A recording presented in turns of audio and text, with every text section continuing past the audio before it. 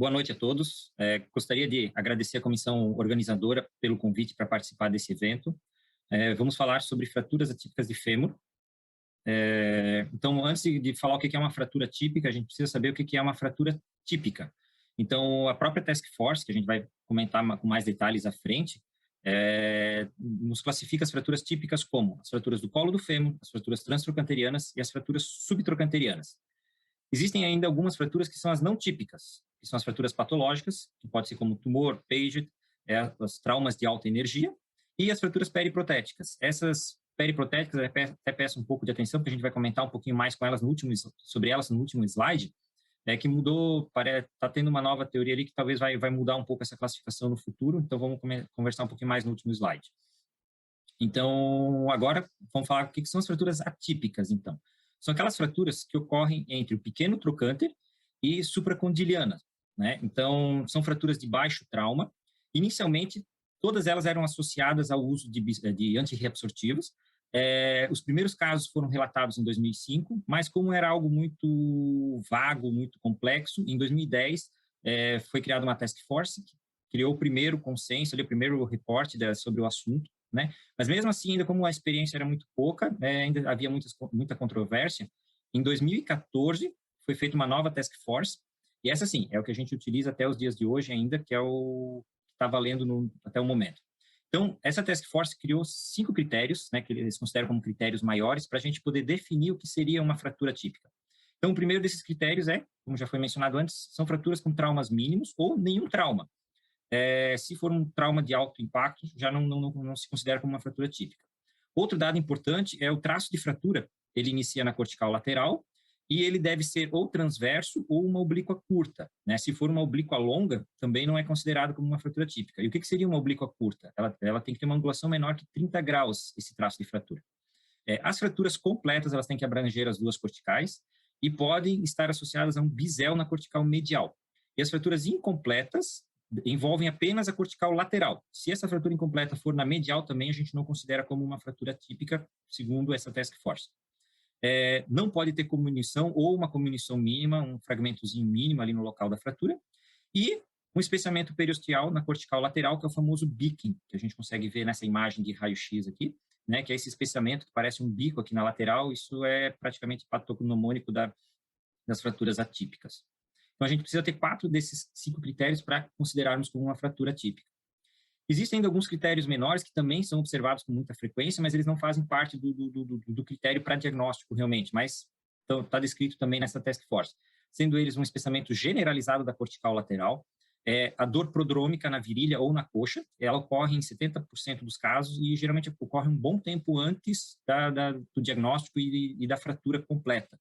Então, às vezes mesmo, o paciente já vem com uma dor inespecífica ali na coxa, e aí quando vai fazer um raio-x, acaba observando o beaking ali, ou o paciente quebra e depois vai ver que realmente, conversando com o paciente, tinha essa dor já há muito tempo.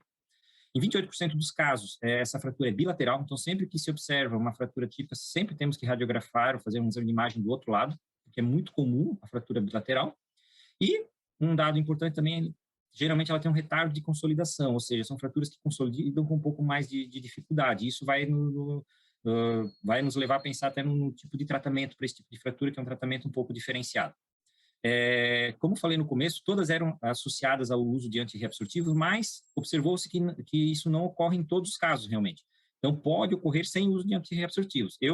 Minha primeira fratura atípica que eu peguei realmente foi numa paciente que não fazia uso de antirreabsortivo. Está associada ao uso de corticoides, 34% dos pacientes, inibidores de bomba de próton em 28% dos pacientes. E geralmente esses pacientes não têm osteoporose. 2/3 deles têm apenas uma osteopenia ou até uma densidade mineral normal.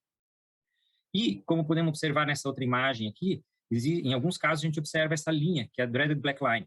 80% dos pacientes com essa linha evoluem para uma fratura completa. Então, sempre que ela aparecer, temos que pensar mais em tratamento cirúrgico do que um tratamento conservador para esse paciente. Como se faz o diagnóstico das fraturas atípicas? O principal exame é o raio-x, né? Geralmente a gente observa esse beaking na cortical lateral, né, que é patognomônico dessa doença. Então, geralmente apresentando isso, a primeira coisa que a gente pensa é numa fratura típica. A ressonância magnética também a gente observa um edema no local, né? A cintilografia óssea também observamos um aumento da captação no local da fratura. E na densitometria podemos observar também o BIC, até que alguns aparelhos mais modernos já têm um software específico para diagnóstico da fratura típica na hora de realizar o exame de densitometria óssea. Então ele faz uma leitura do fêmur inteiro até embaixo na supracondiliana, então pega todo o fêmur e o próprio programa já nos fala que sugestivo de uma fratura típica nesse paciente. Então os aparelhos mais modernos já têm essa ferramenta também na hora de fazer o exame da densitometria. Mas por que ocorre uma fratura típica? Então, uma das principais teorias aceitas na verdade, o nosso osso ele sofre microfraturas constantemente, e o nosso corpo faz uma reabsorção dessas microfraturas através dos osteoclastos. O uso prolongado dos antirreabsortivos ocorre a apoptose desses osteoclastos, e com isso não ocorre a reabsorção, né, e a correção dessas microfraturas. E como não ocorre essa correção, essas microfraturas evoluem para fraturas maiores e fraturas completas. Essa seria uma das principais teorias para as fraturas atípicas do fêmur. Qual seria o tratamento para esses pacientes? Então, nos casos de fratura incompleta, 28% acaba evoluindo para fratura completa. Então, muitos autores indicam tratamento cirúrgico para todos os pacientes, por causa desse risco de fratura completa. Por isso, é muito mais fácil a gente tratar uma fratura incompleta, o procedimento cirúrgico é muito mais fácil, mais simples, só passar uma haste, o procedimento é muito mais rápido, um sangramento muito menor, do que esperar ela fraturar, né, e depois fazer o tratamento. E o sofrimento do paciente também é muito mais tranquilo, pois carga imediata logo em seguida. Principal, suspender o antirreabsortivo, se o paciente estiver fazendo uso dos antirreabsortivos, né, isso é fundamental, suspender. Manter o cálcio e a vitamina D, então ver se o aporte de cálcio está adequado, se a vitamina D do paciente está adequada. Retirar a carga, né, retirada total de carga. O uso de anabólicos como a teriparatida é controverso, existem muitos autores que em sua experiência, indicam o uso, mas realmente comprovado ainda não está, então, mas é uma opção, né, para tratamento, principalmente naqueles pacientes que têm uma osteoporose que necessitam manter um tratamento para evitar outras fraturas, então os anabólicos, como a teriparatida é uma das indicações. Atualmente existe o romosozumab, que ainda não é um medicamento novo, não encontrei ainda nada na literatura sobre a sua utilização para as fraturas atípicas. E a cirurgia, como já falei, que é controversa, né? Muitos indicam a cirurgia, muitos autores, principalmente quando o traço de fratura ultrapassa os 50% da diáfise do fêmur.